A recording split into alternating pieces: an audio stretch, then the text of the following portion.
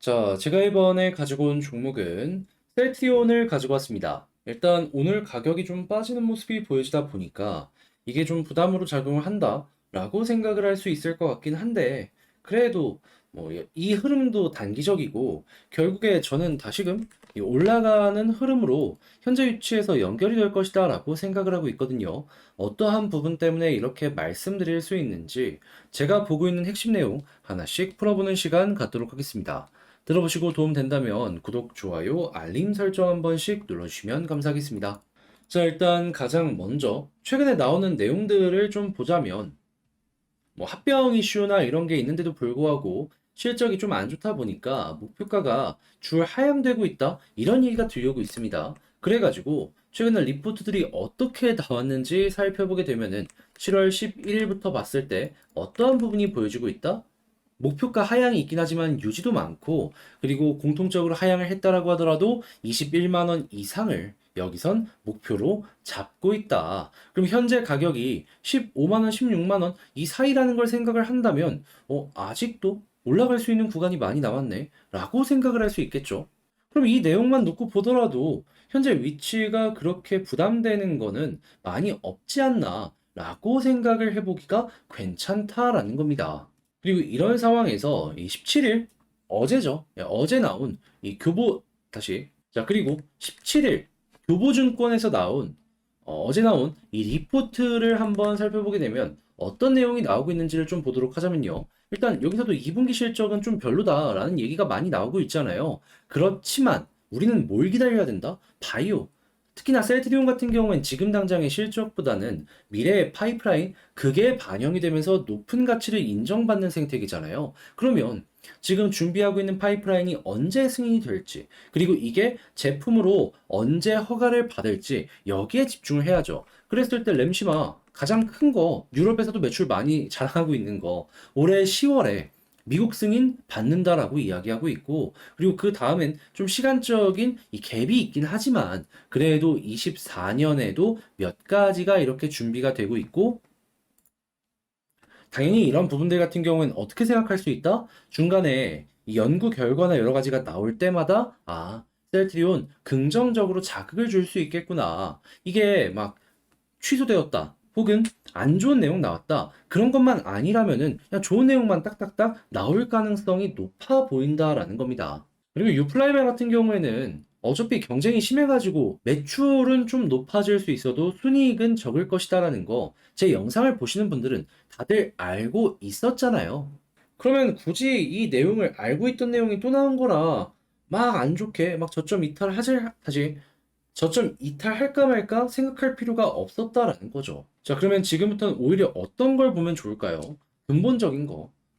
세트리오는 성장주이기 때문에 결국에 시장의 유동성에 맞춰서 굉장히 많이 꿈틀꿈틀 거리잖아요. 여기에 집중하면 좋죠. 그랬을 때 보여지는 게 뭐다? 지금 미국에서 금리의 고점에 다다르고 있다라는 얘기 들려오고 있잖아요. 7월달 인상은 어쩔 수 없이 거의 진행이 될 것 같고, 그리고 이제 그 다음을 보시면 좋은데, 대부분 20% 아래거나 그냥 20% 조금 위에, 그러니까 전후를 왔다 갔다로 확률이 형성이 되고 있는 거 확인할 수 있습니다. 그러면 이 수치만 꾸준하게 유지가 되더라도 올해는 동결의 확률이 계속 유지될 것이다라고 생각을 할 수 있는 거고, 동결이 꾸준하게 진행이 되다 보면 금리 인하에 대한 이야기가 어느 순간 튕겨 올라오지 않겠습니까? 그러면 이때부터 셀트리온의 가격이 본격적으로 올라갈 것이다라고 생각을 하시면서 거기에 집중을 해야죠. 그런데 지금 물가 잡히는 거나 이런 거 보면은 올해 하반기까지는 관련된 내용 나올 가능성 상당히 높다라고 평가할 수 있지 않겠습니까? 인하로 연결은 내년을 가봐야지 될 수도 있다라고 할 수도 있겠죠. 하지만 결국에 기대감이라는 게 선반영되기 때문에 저는 개인적으로 올해 하반기까지 인하에 대한 부분을 영향을 줄 수 있는 경제 지표에 집중을 해서 여기에 연결해서 보셨으면 좋겠습니다. 자, 그랬을 때 딱 봤어야 되는 이런 지표들 세 가지만 말씀드리면 소비자 물가지수 CPI, 생산자 물가지수 PPI, 그리고 개인 소비 지출 PCE 이렇게 세 가지가 괜찮은 수치를 보여주는지 여기에 집중해서 보시면 좋을 것 같습니다. 2%대에 가까우면 가까울수록 인플레가 잡혀간다는 것이고 연준의 목표에 도달한다는 것이기 때문에 결국 지금 당장 우리가 봤을 때에는 시간은 우리 편이다 라고 생각을 하면서 보는 거 괜찮을 것 같습니다. 자, 그러면 현재 위치에서의 수급과 차트를 한번 놓고 보도록 하자면 오늘은 좀 마이너스가 나오긴 했습니다. 그래도 최근에 매수가 많이 나왔었기 때문에 빠른 시간 내에 다시금 외국인에서 플러스 나오는 모습이 보여지게 된다면은 반등 기대해 보는 거 괜찮을 것 같고요.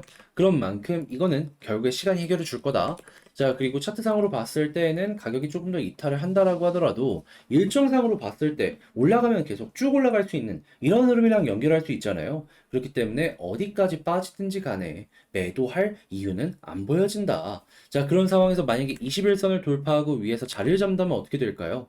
볼린저 하단 찍고 중앙선을 돌파한 만큼 상단까지 올라가는 모습 빠른 속도로 기대해 볼 수 있을 것 같고요. 그리고 이런 상황에서 61선, 241선 같이 돌파한다면 쌍 바닥 이후에 추세 전환 이렇게 노려보기 괜찮을 것 같습니다.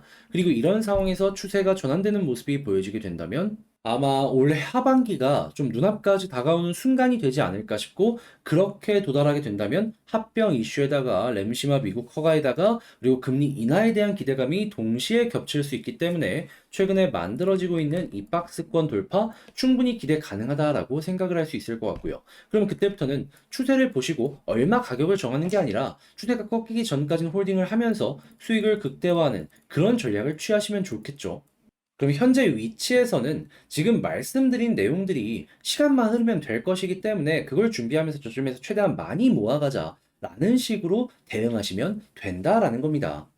자, 그러면 지금 말씀드린 걸 가지고 셀트리온 총정리 한번 해보도록 하자면요. 일단 나오는 뉴스 보면은 지금 목표 주가들이 대부분 인하되는 모습이 보여졌는데 그래도 다 뭐다? 21만 원 이상을 이야기하고 있기 때문에 21만 원 이상인 이유에 대해서 집중해야 될 필요가 있는데 이런 부분은 뭐다? 하반기에 집중되고 있는 게 있다. 그럼 하반기까지 버티면 결국 시간은 뭐다? 우리 편이다. 자, 그리고 수급을 봤을 때 최근에 외국인이 매수를 많이 해준 흔적이 있기 때문에 다시금 돌아온다면 반등 빠르게 할 수 있으니 이거는 결국 들어올 때까지 버티기만 하면 된다. 자, 그리고 네 번째 같은 경우에 차트상으로 61선이랑 241선 같이 돌파한다면 본격적인 추세의 전환 기대해보기 좋을 것 같다. 이때부터는 추세가 꺾기 전까지보다 홀딩을 하면서 수익 극대화 계속 끌고 가는 것도 괜찮은 전략일 것 같고 그리고 이게 하반기에 동시에 겹치게 된다면 박스를 돌파하고 쭉 올라가는 그림도 기대 가능할 것 같다. 이렇게 말씀드리면서 셀트리온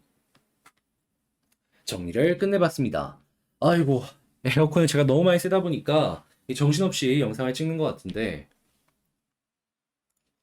그래도 최대한 핵심을 이렇게 다뤄보려고 영상에 녹여내려고 했으니 도움이 되었으면 좋겠고요. 그래, 열심히 준비한 만큼 도움 되었다라고 생각을 하시는 분들이 있다면 구독, 좋아요, 알림 설정 한 번씩 부탁을 드리면서 자, 그럼 전 다음에 더 좋은 영상으로 다시 인사드리도록 하겠습니다. 이상 주식 정리해드리는 주정남이었고요. 다음엔 더 화이팅해서 인사드리겠습니다. 끝까지 시청해주셔서 감사합니다.